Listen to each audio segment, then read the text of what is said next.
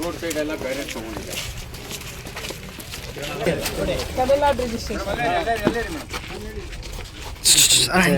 ಗಾಡಿಗೆ ಯಾರು ಅಪ್ರೋಚ್ ಕೊಡ್ತಾರೆ ಮೇಡಮ್ ಬಾಡಿಗೆಲ್ಲ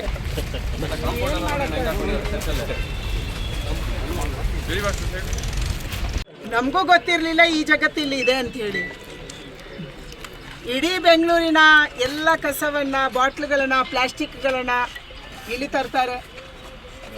ಇವ್ರು ಯಾರು ಅಂತ ಗೊತ್ತಿಲ್ಲ. ಎಲ್ಲರೂ ಕೂಡ ಕೋಲ್ಕತ್ತಾ ಕೋಲ್ಕತ್ತಾ ಕೋಲ್ಕತ್ತಾ ಹೇಳ್ತಾರೆ. ಅಲ್ಲಿ ಆಧಾರ್ ಕಾರ್ಡ್ ಇದೆ, ನಕಲಿ ಆಧಾರ್ ಕಾರ್ಡ್ ಇದೆ, ನಕಲಿ ವೋಟರ್ ಐ ಡಿ ಇದೆ.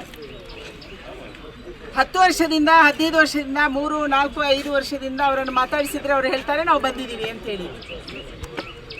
ಇಲ್ಲಿ ಯಾರೋ ಒಬ್ರು ಇವರನ್ನು ಸಂಭಾಳಿಸುವವರು ಇದ್ದಾರೆ ಅಂತ ಹೇಳ್ತಾರೆ, ಟೀಕೆದಾರಿದ್ದಾರೆ ಅಂತ ಹೇಳಿ.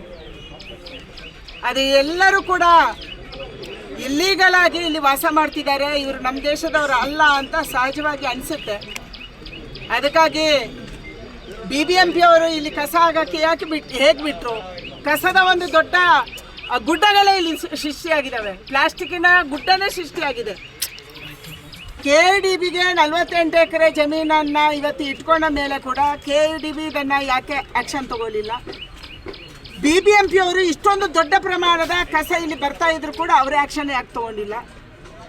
ಹೈಕೋರ್ಟು ಭಾಳ ಸ್ಪಷ್ಟವಾಗಿ ಹೇಳಿದೆ, ಓಪನ್ ಜಾಗದಲ್ಲಿ ಕಸ ಹಾಕಬಾರ್ದು, ಸುಡಬಾರ್ದು ಅಂತ. ಇಲ್ಲಿ ಸುಡ್ತಾ ಇದ್ದಾರೆ, ವೈರ್ಗಳನ್ನು ಸುಡ್ತಾ ಇದ್ದಾರೆ. ಅದರಿಂದ ಅದರ ಒಳಗಿರುವಂಥ ಕಾಪರನ್ನು ತೆಗಿತಾ ಇದ್ದಾರೆ, ಪ್ಲಾಸ್ಟಿಕ್ಕನ್ನು ತಂದು ಹಾಕ್ಕೊಂಡಿದ್ದಾರೆ.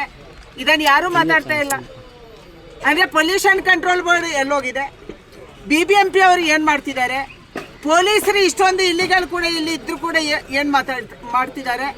ನಮ್ಮ ರಾಜ್ಯದಲ್ಲಿ ಒಬ್ಬರೂ ಇಲ್ಲ ಇಲ್ಲಿಗಲು, ಎಲ್ಲ ಚೆನ್ನಾಗಿದ್ದಾರೆ ಅಂತ ಹೇಳಿ ನಮ್ಮ ಮುಖ್ಯಮಂತ್ರಿಗಳು ಭಾಷಣ ಮಾಡ್ತಿದ್ದಾರೆ.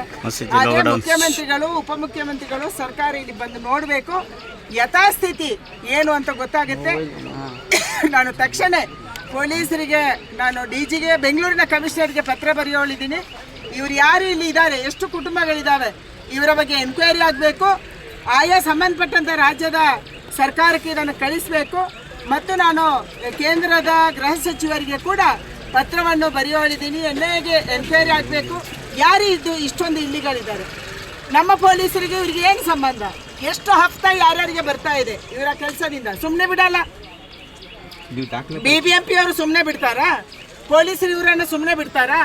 ಯಾರಿಗೆ ಎಷ್ಟು ಹಫ್ತಾ ಹೋಗುತ್ತೆ ಅನ್ನುವಂಥದ್ದು ಕೂಡ ಇವತ್ತು ಎನ್ಕ್ವೈರಿ ಆಗಬೇಕಾಗಿದೆ. ಅದಕ್ಕೆ ಕಮಿಷನರ್ಗೆ ನಾನು ಇವತ್ತೇ ಮಾತಾಡ್ತೀನಿ. ದಾಖಲಾತಿ ಎಲ್ಲವೂ ಕೂಡ ಇದು ವೆಸ್ಟ್ ಬೆಂಗಾಲಿದ್ದು. ಯಾವುದೋ ಒಂದು ಊರನ್ನು ಮಾತ್ರ ತೋರಿಸ್ತಾ ಇದೆ, ನಾದಿಯಾ ಅಂತ ಹೇಳುವ ಅನ್ನುವಂಥ ಊರನ್ನು, ಲಕ್ಷ್ಮೀಪುರ ಅನ್ನುವಂಥ ಊರನ್ನು ತೋರಿಸ್ತಾ ಇದೆ.